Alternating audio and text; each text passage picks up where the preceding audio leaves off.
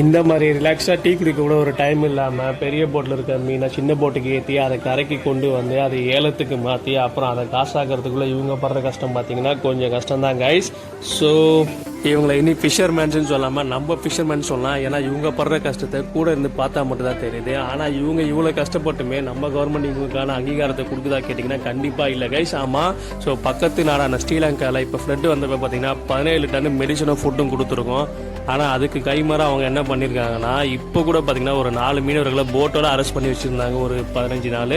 அதுக்கப்புறம் இப்போ தான் ரிலீஸ் பண்ணியிருக்காங்க. ஸோ இந்த மாதிரி ஃபிஷர்மேன்ஸுக்கு நம்ம கவர்மெண்ட் குறிப்பாக சொன்னால் தமிழ்நாடு கவர்மெண்ட் பண்ணுற ஹெல்ப் மாதிரி நம்மளும் அவங்களுக்கு ஹெல்ப்லாம் பண்ணணும் அவசியம் கிடையாது.